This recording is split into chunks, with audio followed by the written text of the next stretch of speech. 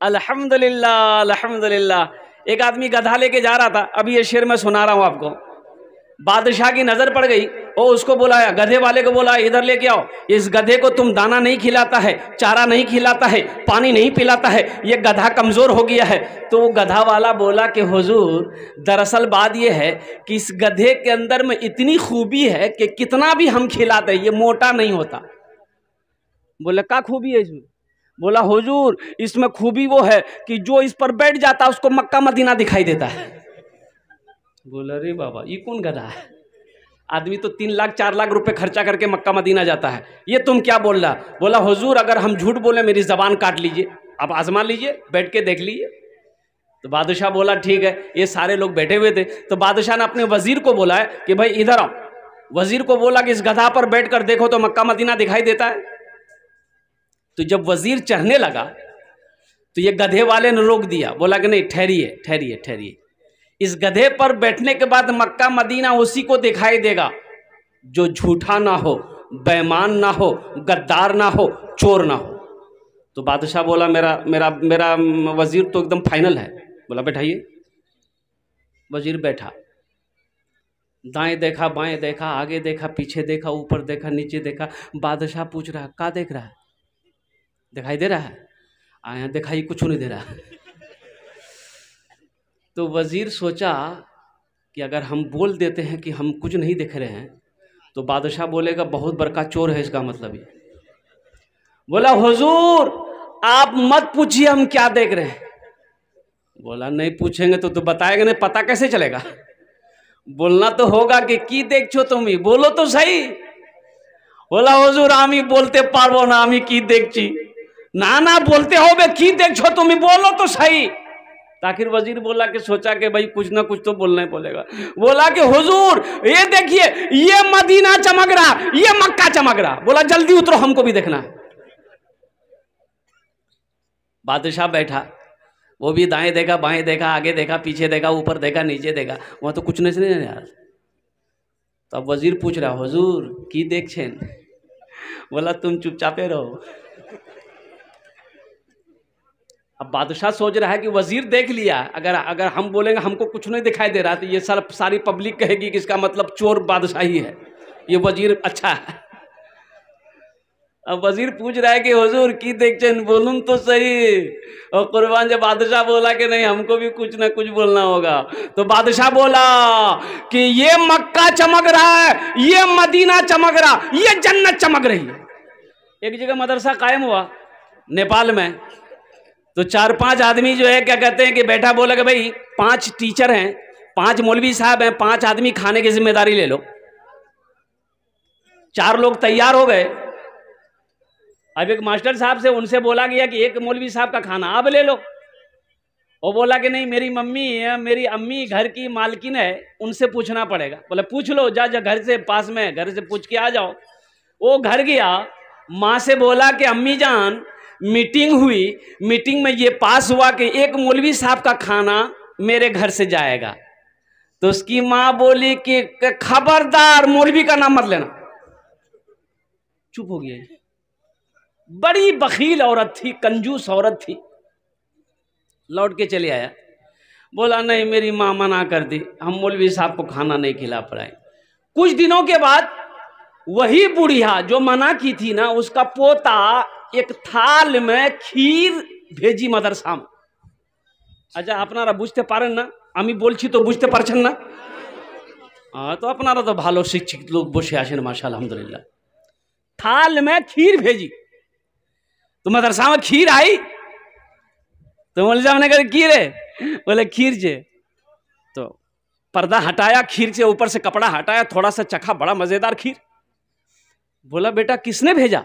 तो लड़का बोला बच्चा झूठ बोलता है। अब भाई बोलो वे बच्चा झूठ बोलता है? बच्चा झूठ नहीं बोलता। बच्चा बोला मेरी दादी भेजी है। तो मौलवी साहब बोला तुम्हारी दादी इतनी कंजूस, इतनी बखील है, इतनी अच्छी खीर कैसे भेज दी मदरसे में?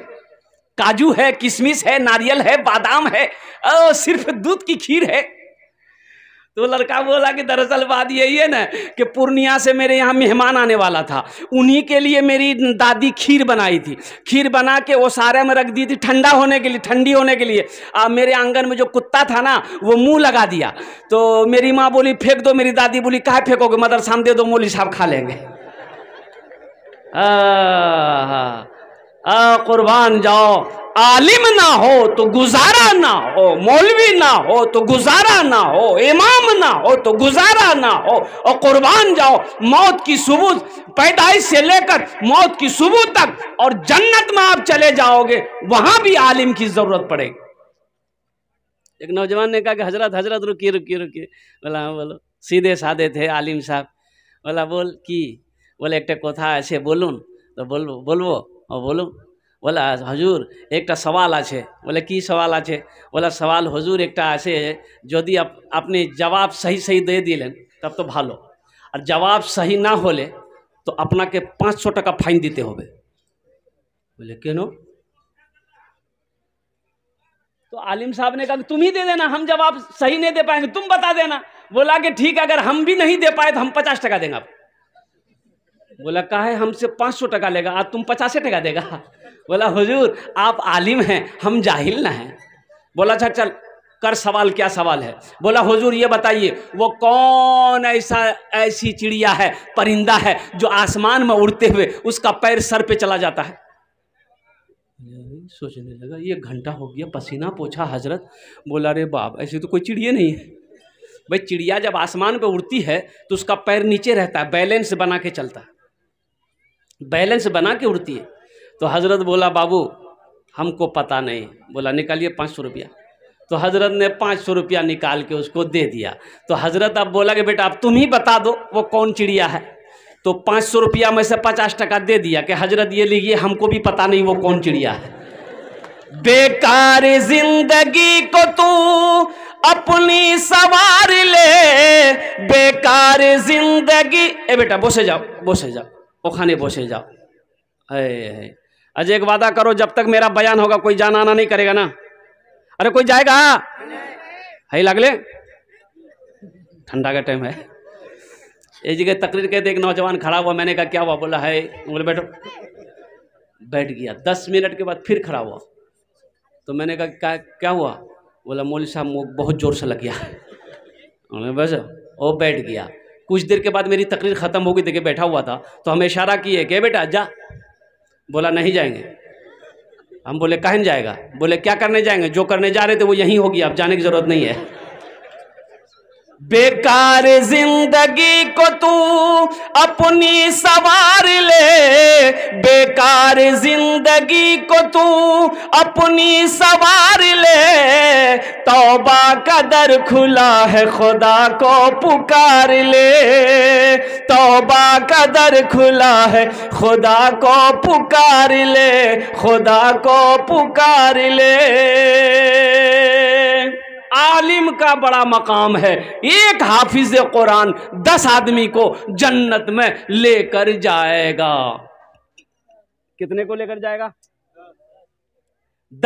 10 आदमी को, वो भी जहन्नम, जो जहन्नम में चला गया है अल्लाह की तरफ से इजाजत होगा और इजाजत होगी इंशाअल्लाह, और वो हाफिज कुरान 10 आदमी को जन्नत में लेकर जाएगा। यही तो मदरसे में सिखाया जाता है मेरे भाइयों, मेरे दोस्तों, मेरे बुजुर्गों। देखो ये मौलाना वली रहमतुल्लाह अलैह खान का मुंगेर, अल्लाह उनके दर्जात को बुलंद फरमाए, आमीन बोले अल्हम्दुलिल्लाह। आपने फरमाया उड़ीसा की सरजमीन में कि उड़ीसा के गय्यूर मुसलमानों, हर घर में कम से कम एक हाफिज कुरान होना चाहिए। हर घर में कम से कम एक हाफिज कुरान। अरे भाई बोलो भाई। लेकिन लोग बनाना नहीं चाहते ना, लोग तो मदरसा में अपने बच्चे को पढ़ाना ही नहीं चाहते। बोला ना ना ना, देखा मौली जाएगा, बच्चा को देखा मदरसे का कुर्ता पैजामा पहना, टोपी पहना, उसको बुलाएगा, बोले इधर की नाम रे? बोला हमारा नाम जा बुधवा। कहाँ पढ़े जा? बोलो मदरसा में। बोलो मौलवी बनोगे, चंदा करोगे, खाओ। पढ़ाना नहीं चाहता। और अफसोस का मकाम तो यह है, अल्लाहु अकबर कबीरा। एक बेटा फॉरवर्ड है, एक बेटा पैदा हुआ एक आदमी का, बड़ा फॉरवर्ड बच्चा, 3-4 साल का बच्चा हुआ ना,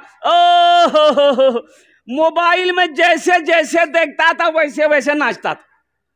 मोबाइल में जैसे नाचता था ना, ये भी नाचता था, वहां कमर हिला रहा, ये भी कमर हिला रहा। इसकी माँ बड़ी खुश हो गई, बोला मुन्ना बा जल्दी दौड़, देखिए मुन्ना मेरा कितना स्पट हो गया। उसका बाप दौड़ के आया, बोला कि की भेल की भेल? बोला देखिए मेरा लड़का, मेरा मुन्ना देखिए कितना चालाक हो गया है, मोबाइल में जैसे जैसे करता है वैसे वैसे ये कर रहा है। कुर्बान जाइए, मोबाइल में जैसे जैसे कमर हिला रहा, मेरा बेटा भी कमर हिला रहा है। तो बाप बोला कि बहुत चालाक होगा, इसको वकील बनाना होगा। वकील में डाल दिया। एक बच्चा फिर पैदा हुआ, वो भी चालाक, बोला इसको प्रोफेसर बनाना होगा, प्रोफेसर में डाल दिया। इंग्लिश मीडियम स्कूल में डाल दिया।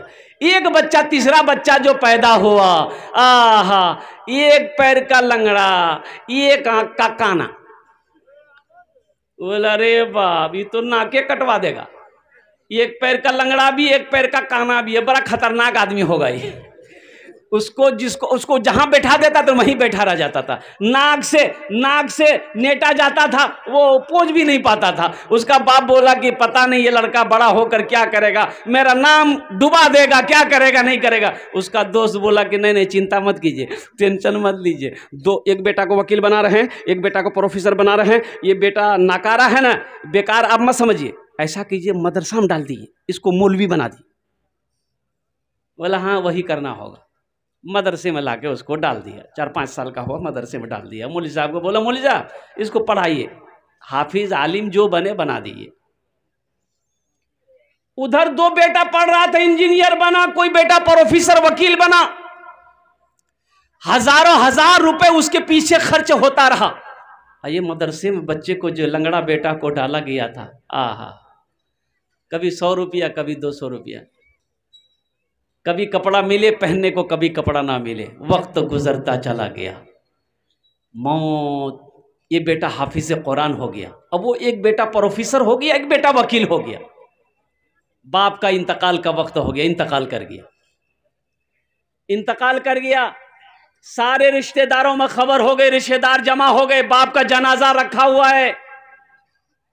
अब बताइए जनाजा कौन पढ़ाएगा? बोलो भाई। हाँ का है?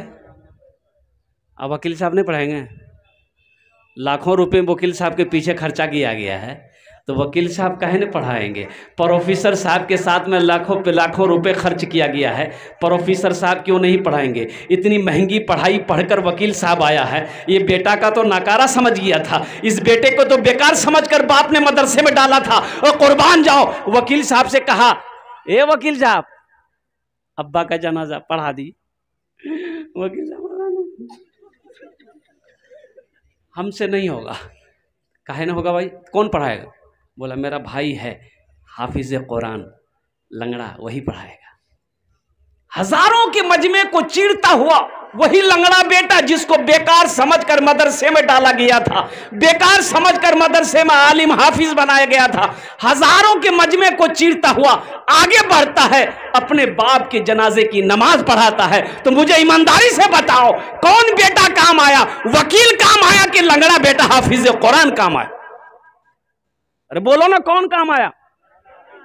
हम ये नहीं कहते कि अपने बच्चे को वकील मत बनाइए, प्रोफेसर मत बनाइए, डॉक्टर मत बनाइए, इंजीनियर मत बनाइए। बनाइए, शौक से बनाइए। मेरा बच्चा इंजीनियर भी बनेगा, डॉक्टर भी बनेगा, प्रोफेसर भी बनेगा, लेकिन मैं चाहता हूं कि मेरा बच्चा सबसे पहले जो बनेगा वो कुरान का कारी बनेगा।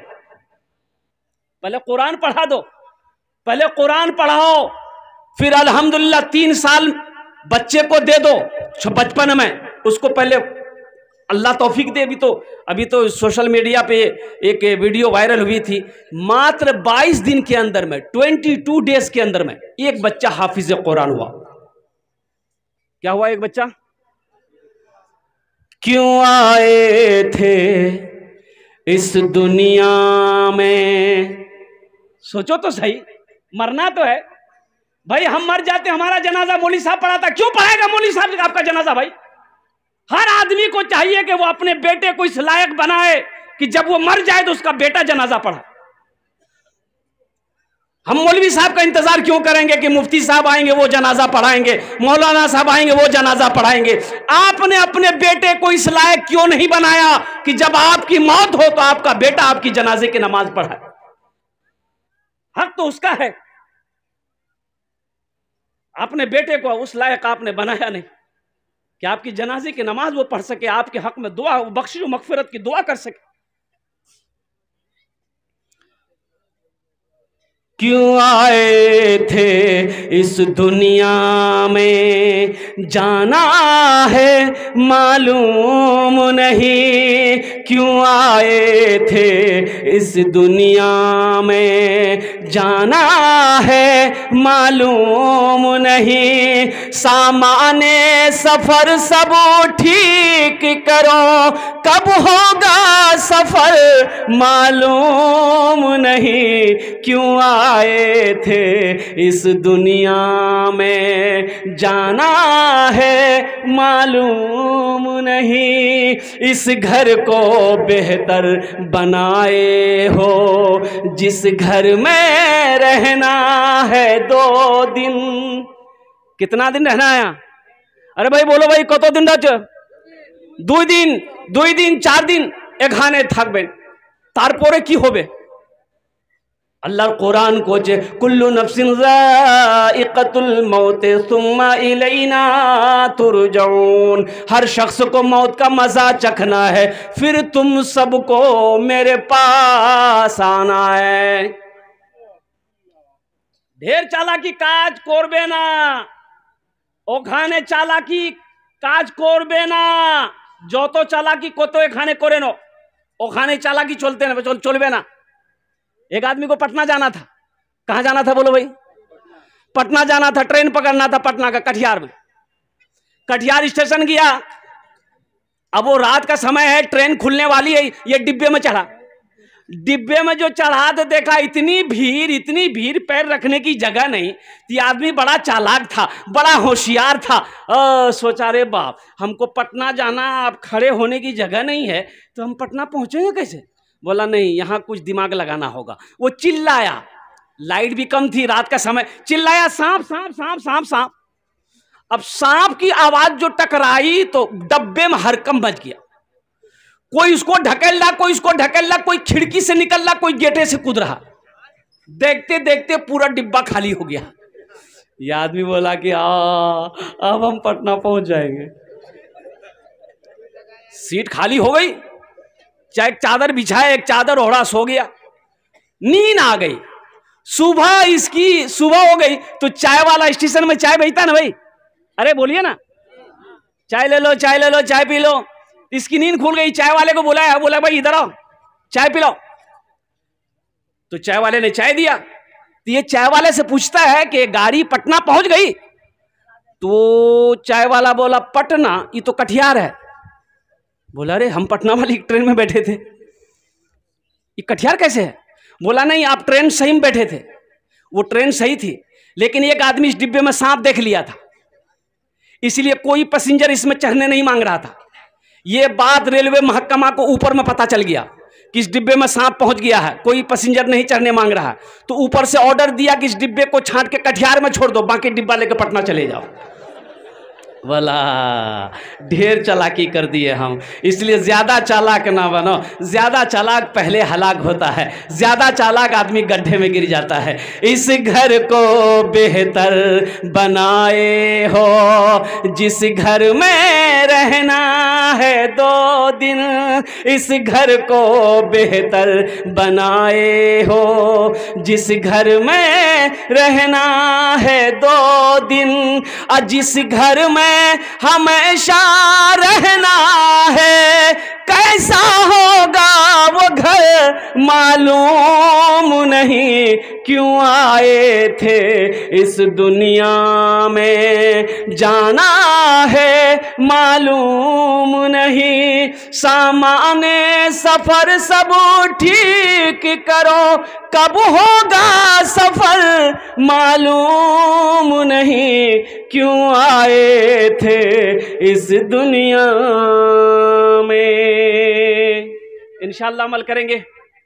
हाथ उठा के वादा करो इंशाअल्लाह अमल करेंगे, अपने बच्चों को कुरान पढ़ाएंगे, अपने बच्चे को हाफिज़ कुरान बनाएंगे, अपने बच्चे को आलिम दीन बनाएंगे। अल्हम्दुलिल्लाह मास्टर भी बनाइए, इंजीनियर भी बनाइए, डॉक्टर भी बनाइए, वकील भी बनाइए, प्रोफेसर भी बनाइए। हमारी कौम को मास्टर की भी ज़रूरत है, इंजीनियर की भी ज़रूरत है, अच्छे डॉक्टरों की भी ज़रूरत है, वह अच्छे वकील की भी ज़रूरत है। लेकिन मेरे भाइयों, दुनियावी पढ़ाई के चक्कर में, दुनिया कमाने के चक्कर में कुरान को ना पढ़ना, अपने बच्चे को दीनी तालीम ना देना, ये सबसे बड़ा बेवकूफ़ी है, ये जहालत है और अल्लाह के रसूल सल्लल्लाहु अलैहि वसल्लम की ये नाराज़गी है।